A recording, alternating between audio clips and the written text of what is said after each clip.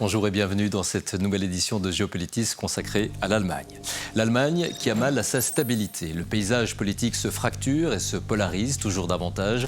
À quelques mois des élections européennes et d'élections régionales dans certains Länder, l'AfD, le parti d'extrême droite, recueillerait plus de 20% des intentions de vote selon un récent sondage. La coalition est au bord de l'implosion et Olaf Scholz en mauvaise posture. Jamais un chancelier n'aurait été aussi impopulaire. Dans cette Allemagne en pleine récession et face à une crise budgétaire, la grogne sociale ne cesse de croître. Parmi la population, nombreux sont ceux qui n'arrivent plus à joindre les deux bouts. Le ras-le-bol est massif. Des milliers de mécontents défilent dans la rue depuis un mois. Parmi les revendications, tous secteurs confondus, une hausse des salaires et l'amélioration des conditions de travail. Wir schaffen das, nous pouvons le faire, avait lancé en 2015 Angela Merkel. Cette petite phrase était devenue le symbole d'une société ouverte à la migration. Depuis, l'Allemagne a opéré un durcissement en matière de politique migratoire.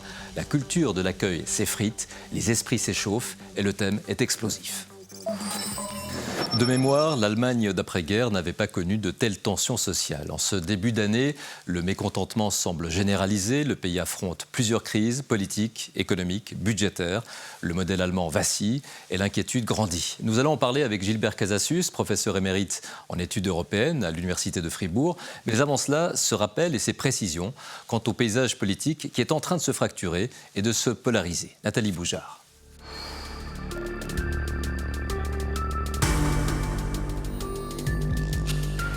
Agriculteurs, médecins, conducteurs de train, employés du secteur aérien, en Allemagne, la contestation sociale gronde. Depuis plus d'un mois, des milliers de mécontents manifestent dans tout le pays. Nous nous faisons constamment taper sur les doigts, nous avons été constamment réglementés, régulés, et maintenant ça suffit, c'est fini, nous ne nous laissons plus faire. Le ras-le-bol est massif. Olaf Scholz, un chancelier plus impopulaire que jamais. Il lui est reproché de se tenir trop en retrait, de passer son temps à gérer une coalition qui se querelle sans cesse, plutôt que de diriger le pays.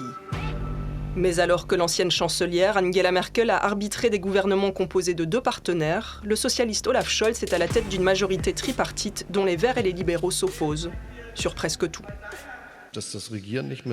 Gouverner ne se fait plus comme il y a 30 ou 40 ans. C'est-à-dire qu'il faut parvenir à un accord avec un nombre incroyable de personnes, et c'est quelque chose que les gens aimeraient voir disparaître. Mais en même temps, ils savent que ce n'est pas possible. La première puissance économique européenne a la gueule de bois. Même le ministre des Finances le concède au Forum de Davos en ce début d'année. L'Allemagne n'est pas un homme malade. L'Allemagne est un homme fatigué après une courte nuit. Et maintenant, nous allons prendre une bonne tasse de café, c'est-à-dire faire des réformes structurelles, et puis nous continuerons à réussir économiquement.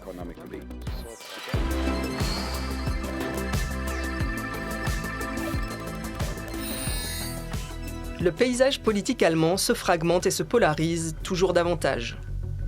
Selon ce récent sondage, les chrétiens démocrates recueilleraient en cas d'élection 30% des intentions de vote. Le parti d'extrême droite AfD, 20,5%, le parti social-démocrate, 15%, les Verts, 12,5%.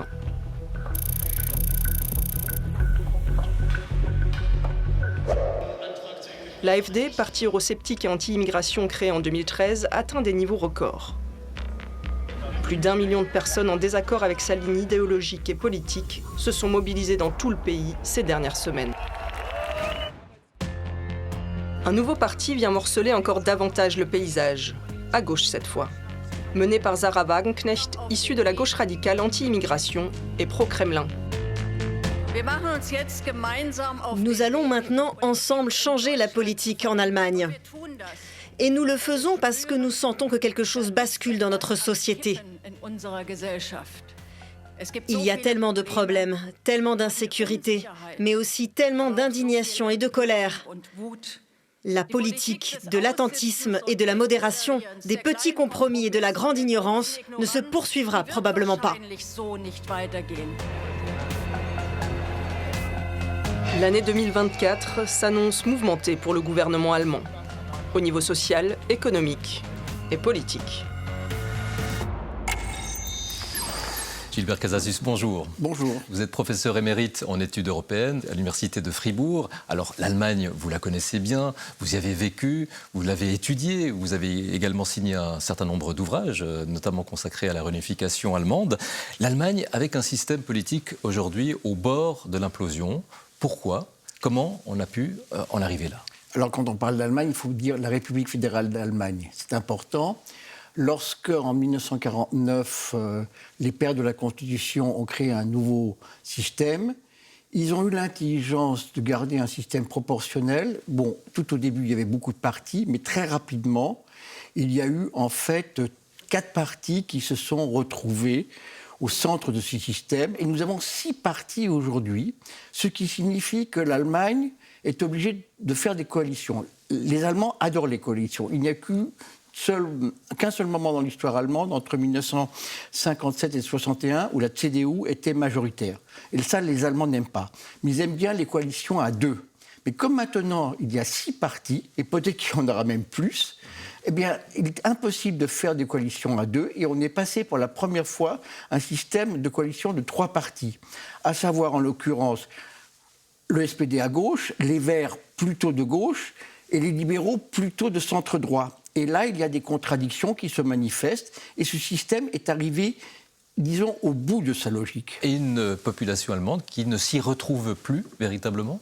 Alors, la population allemande ne s'y retrouve plus véritablement, mais aussi les partis ne s'y retrouvent plus. Parce qu'à l'intérieur des partis, il n'y a pas de ligne unique. Et donc, aujourd'hui, ce culte du compromis et ce culte des coalitions est arrivé au bout de sa faisabilité. 2024, c'est une année de test.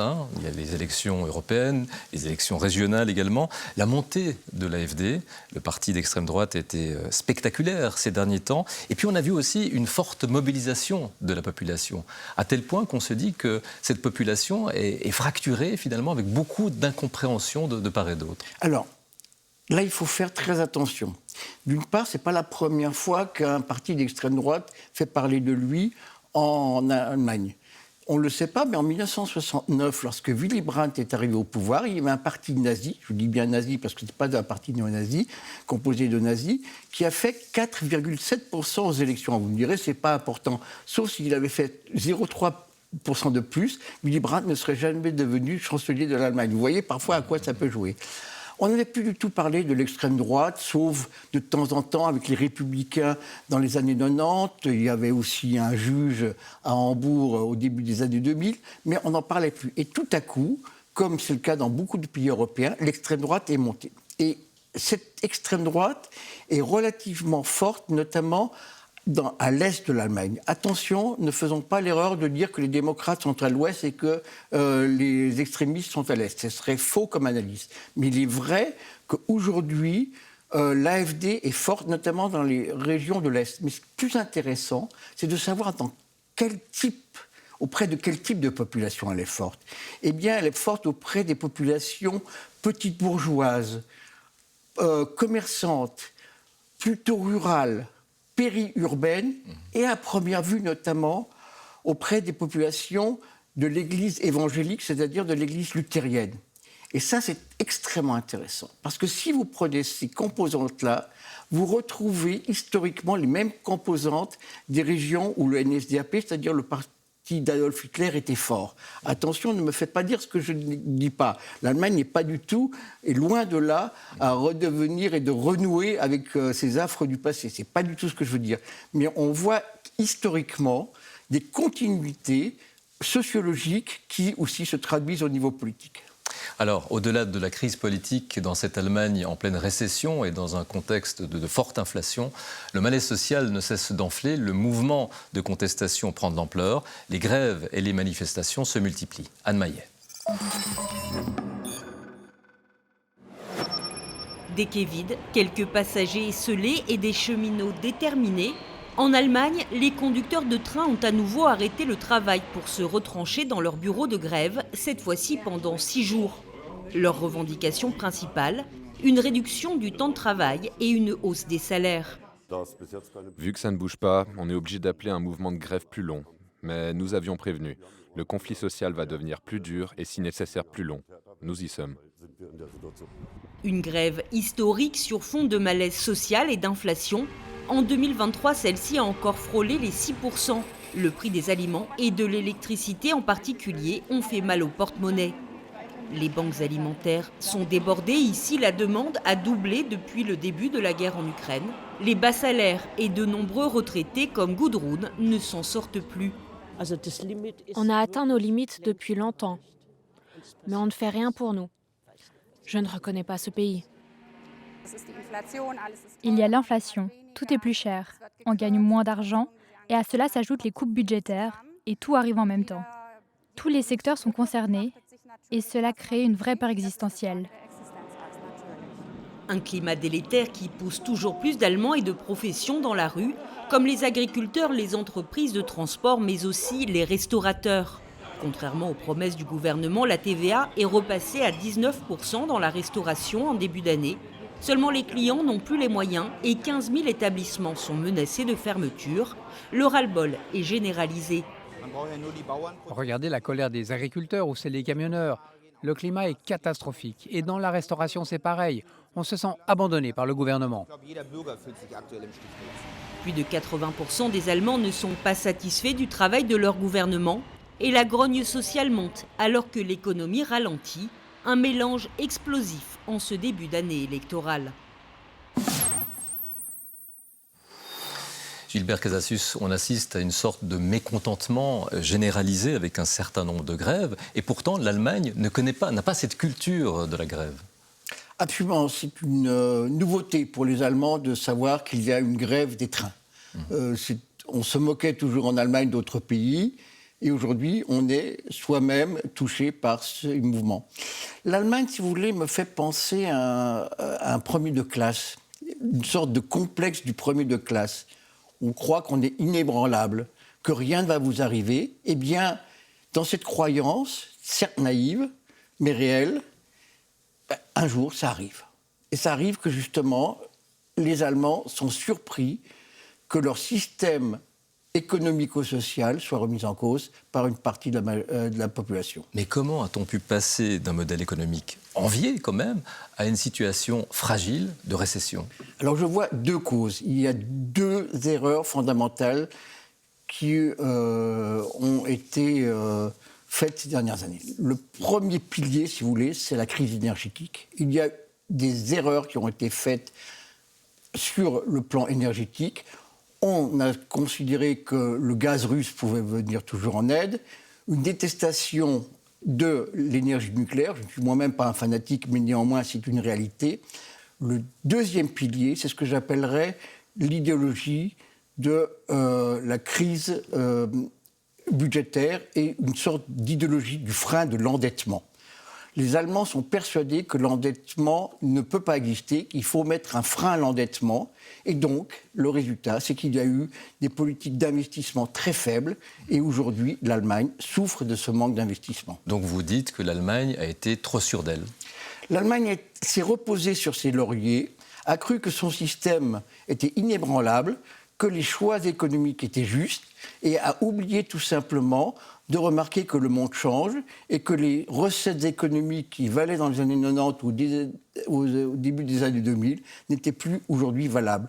Et lorsqu'on voit clairement que ce pays stagne, je ne parlerai pas d'une récession, mais plutôt d'une stagnation, les Allemands n'ont pas été habitués à cette stagnation. Autre volet maintenant, l'Allemagne a enregistré près d'un tiers des demandes d'asile effectuées l'an dernier dans l'Union européenne. Les communes disent être débordées. La Willkommenskultur, la culture de l'accueil, s'effrite. Les esprits s'échauffent et le thème de la migration est devenu explosif. On regarde.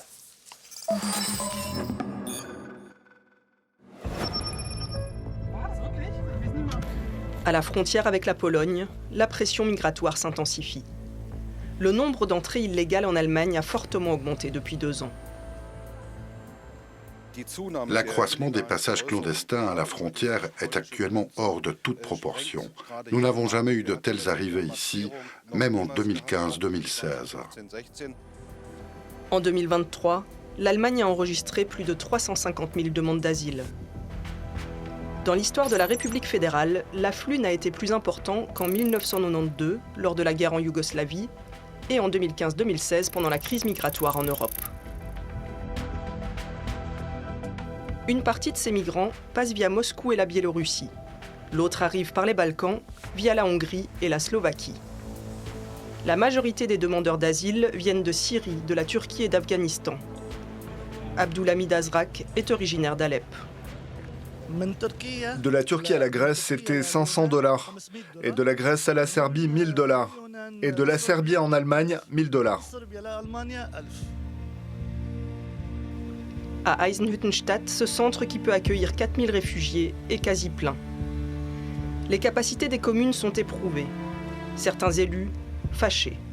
Car entre l'arrivée des réfugiés syriens, afghans ou d'autres nationalités, plus d'1 million d'Ukrainiennes et Ukrainiens sont réfugiés en Allemagne. Le système d'accueil est mis à mal. Si c'était au gouvernement fédéral de payer les conséquences de ces actes, il gérerait sans doute un peu mieux. Pour freiner les arrivées clandestines, la coalition a renforcé en octobre les contrôles aux frontières avec la Pologne, la République tchèque et la Suisse. Les aides pour les demandeurs d'asile vont être réduites. En 2015, lorsqu'en quelques semaines des dizaines de milliers de personnes étaient arrivées en Allemagne via la route des Balkans et l'Autriche, l'ex-chancelière Angela Merkel avait prononcé la désormais célèbre phrase « L'Allemagne est un pays fort. Voici dans quel esprit nous devons aborder ces questions. Nous avons réussi tellement de choses, nous allons y arriver. » En septembre dernier, l'hebdomadaire allemand Der Spiegel interroge « Y arriverons-nous, une nouvelle fois ?» Un titre qui reflète des doutes d'une partie de la population, alors que le pays est fragilisé par une crise économique et sociale. Gilbert Casasus, thème explosif que celui de la migration.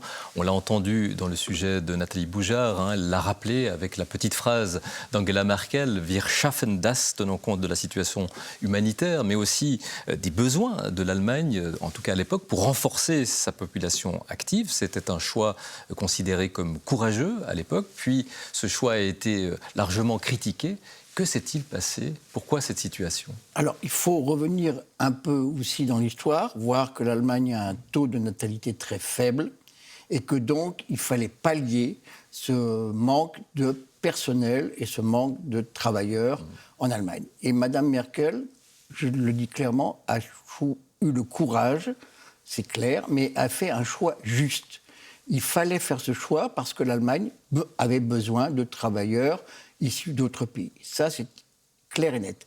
En revanche, la population, dans certaines régions, pas toutes, n'a pas été préparée quasiment psychologiquement à l'accueil de personnes venues d'autre part. Et ce qui est intéressant, c'est que les régions en Allemagne qui marchent bien, ce sont les régions où on est habitué à avoir beaucoup d'étrangers.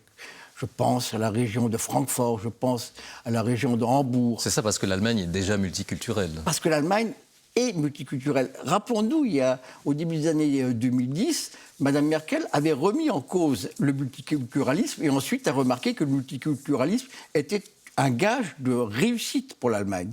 Mais dans d'autres régions qui sont beaucoup moins habituées à la présence étrangère, avec aussi une idéologie et un peu de refus de l'étranger, eh bien clairement, là, il y a des questions nouvelles qui se sont posées auprès d'acteurs qui n'étaient pas du tout préparés à être confrontés avec une population issue d'autres pays. Et puis la crise des réfugiés a été le principal facteur de l'ascension du parti d'extrême droite, de l'AfD, avec la révélation d'un plan secret de remigration, c'est-à-dire de l'expulsion de citoyens immigrés, qui a provoqué un électrochoc, véritablement, c'est un tollé. Alors l'AfD a fait deux erreurs en parlant de remigration, donc d'expulsion d'étrangers, avec ça dans une réunion, dans une villa avec des groupes néo-nazis, donc ça c'est la première erreur. Et la deuxième erreur, c'est l'erreur du Dexit, c'est-à-dire que l'AfD a clairement laissé entrevoir que l'Allemagne quitterait l'Union européenne. Et ça, évidemment, en Allemagne, c'est totalement contre-productif et cela a créé beaucoup de réactions justifiées en disant que l'AfD est un véritable danger pour l'économie allemande, ce qu'elle est de fait. Il faut rappeler ce traumatisme de l'histoire, évidemment. Alors, il y a toujours le traumatisme de l'histoire, mais il y a aussi le traumatisme d'une histoire allemande très compliquée. Ne jamais oublier que l'Allemagne, jusqu'en 1990, a été divisée en deux. Alors précisément, vous avez été le témoin, vous étiez en Allemagne lors de cette réunification. Est-ce que l'Allemagne traverse cette mauvaise passe aussi en vivant les suites de cette réunification? Est-ce, dans le fond, un contre-coup? Alors, ce n'est pas la raison majeure, mais on peut le dire. J'ai toujours considéré que le processus de réunification, politiquement, était un grand succès. Économiquement, un succès. Socialement, plutôt un succès, même s'il y avait des aspects moins positifs.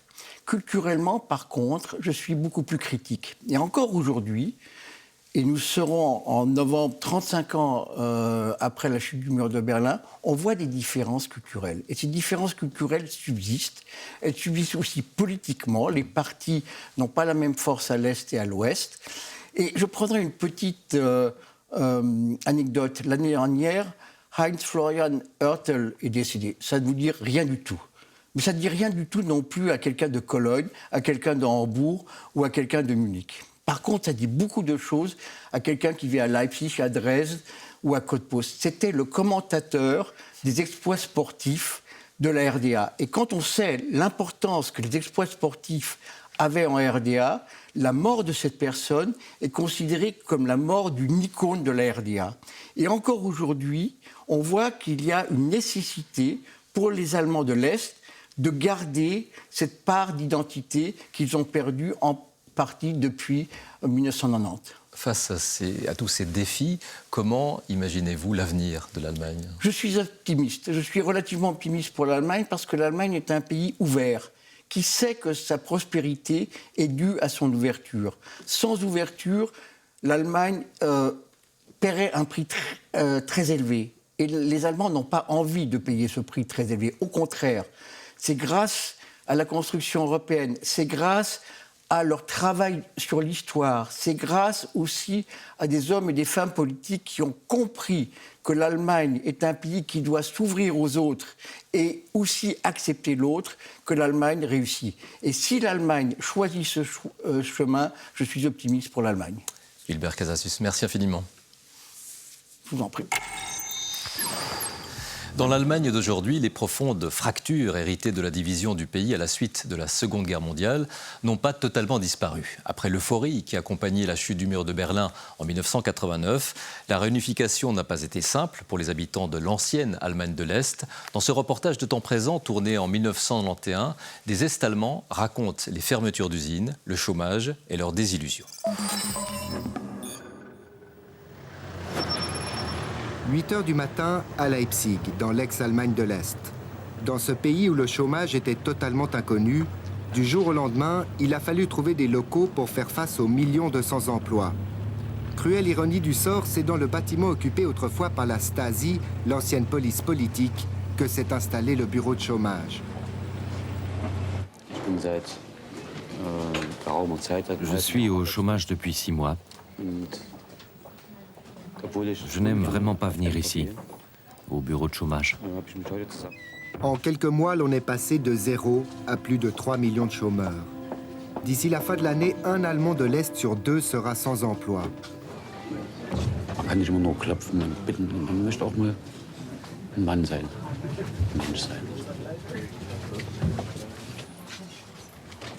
Man braucht ja das Geld. Bleibt uns ja nicht übrig, als hierher zu gehen. Und das hatten Sie früher nicht gekannt? Nee. Nee. Cette région massivement industrialisée était la fierté et l'orgueil de l'ancien régime. Une année après l'unification, les usines tournent au ralenti quand elles ne sont pas tout simplement à l'agonie. Sie sehen hier eine Maschine, die den letzten Auftrag bearbeitet. Nachher wird diese Maschine ebenfalls demontiert. Und damit sind hier noch 1, 2 Arbeitsplätze in mehreren Schichten besetzt. Dann ist Ruhe in dieser Halle.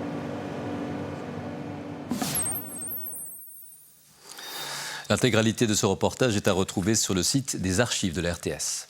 Merci de votre fidélité. Géopolitis, c'est une émission de la radio-télévision suisse et de TV5 Monde que vous pouvez suivre en tout temps sur vos écrans via les applications comme sur notre chaîne YouTube. Très belle journée, à la semaine prochaine et portez-vous bien.